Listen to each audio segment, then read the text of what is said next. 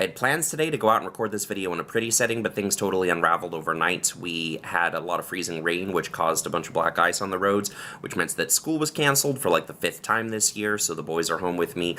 Also, our water main broke, so there's no water in our apartment complex, so no shower and no weekly shave, which I guess is something you didn't need to know about my hygiene habits, but there you go. I don't grow very much hair on my face. It takes a week to get this much. Right here, this is a week and actually it's like 9 days. 9 days of facial hair growth.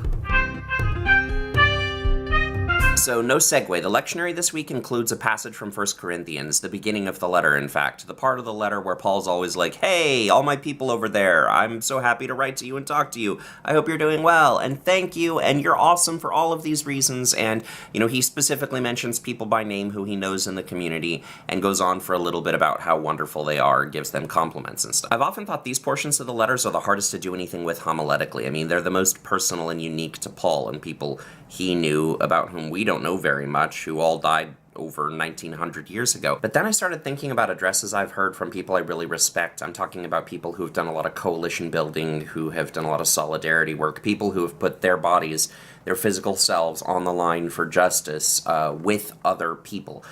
I'm thinking particularly of Reverend Sekou, Alan Bosek, and Congressman John Lewis. Whenever I've heard these gentlemen speak, they've always begun their messages with a fairly lengthy period of greetings to the particular audience that they're greeting. And I don't mean just generally to the crowd. I mean to specific individuals and groups in the crowd, calling them out and saying, thank you to this person for this connection that they brought me here, and thank you to that person for the way that, you know, we have done this work in the past and supporting me, and so on and so forth. Let me begin by saying thank you. I see so many of my friends in the room. Brother Rick, we've struggled together a long time. I see our friends from Ferguson, the Don't Shoot, Portland Coalition. I see Brother Bob Bashir there, my dear friend and brother. If you ask me, how should I spend 15 minutes to talk to a room, and you're going to tell me I'm going to spend almost a third of that just on greetings with people that might not be what I would choose, or it might not be what I would have chosen, but I'm starting to see the wisdom in it. We love to talk about agape, which is the self-sacrificial, moral kind of love, but we're not very good at talking about eros, which is the personal, intimate, sexual kind of love, probably because, ooh, sex is icky and we're Christians and we suck at this. But the problem is that it's eros, not agape, that's going to sustain you in the fight when it comes down to your own flesh and blood, when it comes down to your own body, to your own willingness to sacrifice yourself for other people. Let me explain what I mean. Agape, that sort of high-minded principles, the thing that, you know, says I'm doing this for a certain cause or ideology, might be the thing that inspires a soldier to join the military, but the thing that actually keeps the soldier in the fight, keeps the soldier fighting during the fight, is the relationship with his or her comrades, with the relationship with the people who are in the trench with them. We are creatures of flesh and blood, and when it comes to our willingness to risk our own embodied existence for a cause that we believe in, it's only our embodied connection to other embodied creatures that is going to be deep enough, strong enough, powerful enough to sustain us. So back to what I was saying about Paul's letters. The beginning and ends of Paul's letters, where he's doing those greetings to all the individual people to whom he's writing, aren't, you know, the boring parts of the letters that we need to skip over to get to the meat, to get to the, you know, the ideology, the ideas, the theology that's buried in the core of the letter. They're actually the whole reason for the existence of those letters. Without those specific persons, those specific relationships to Paul, those letters don't exist. Paul's ministry doesn't exist. That church doesn't exist. Not just the church in Corinth, but like the Big C church doesn't exist. Those personal relationships, those individual relationships, are the beginning and end of what Paul knows and has to teach us about love. I'm going to be talking a lot about resistances here, along with a lot of other people, I'm sure, but it's not going to be enough for me to talk about resistance in ideological terms or even in identity politics terms. It's not going to be adequate for me to say I stand with X, Y, or Z group of people, no matter how true that is.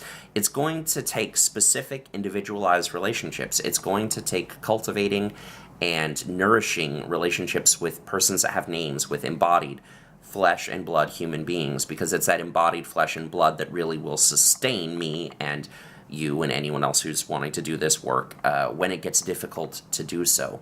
So it's not that I love, generally, that makes me do this.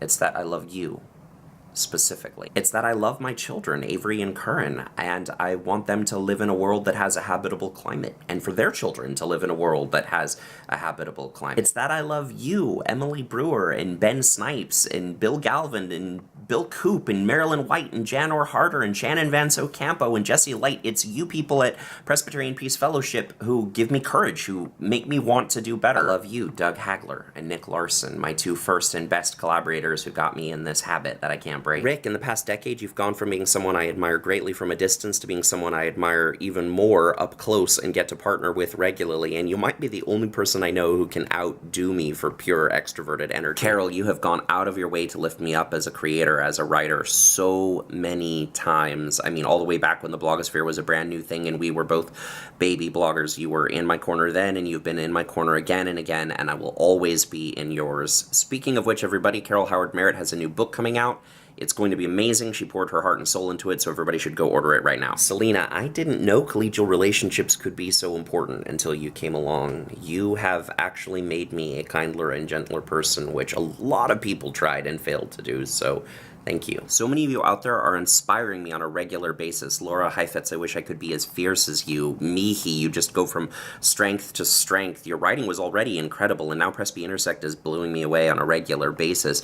To all of my family at Church of All Nations, the closest I know to the beloved community existing in our country, Pastor Jin, Laura, Isaac, I miss you guys all of the time. It's ludicrous how much I miss you for how little time I've gotten to spend with you. Abby Mohawk, the joy I feel at getting to be your friend and getting to fight alongside you is of the singing and dancing in the rain shouted from the rooftops. I don't care if it makes me look like a fool variety. The problem with starting a list like this is there is no way to be comprehensive. I know I am leaving some people out. Like, oh, holy crap, all my people here in Portland, the activists that have inspired me. The city is incredible. Wilderness Way, Eco Faith Recovery, Don't Shoot PDX, all of the people who made this place home for me when we moved here, Ailey Lowry in the Selwood Faith community, Josh Dunham, thank you, Ken Evers Hood, you irrational bastard. Okay, so I'm not going to be able to get everyone, but here's what I'm trying to say.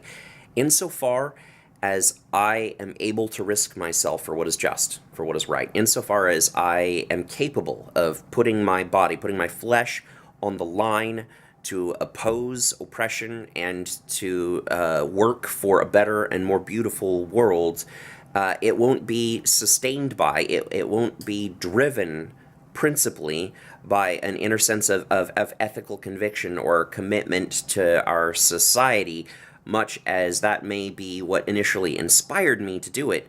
What ultimately will get me there, what ultimately will carry me through, is you, specifically. My love for you. So here's a thing. I'm launching a Patreon page. Patreon? I'm not sure how it's pronounced. Anyway, it's a thing where you can show your support for me by pledging some money to help support me in this thing that I'm doing. If you like these videos, if you want me to make more of them, if you want me to make them to the best of my ability to improve my equipment and improve the time I put into them to make them better, and maybe to even help me pay my bills while I'm at it, that would be so amazing.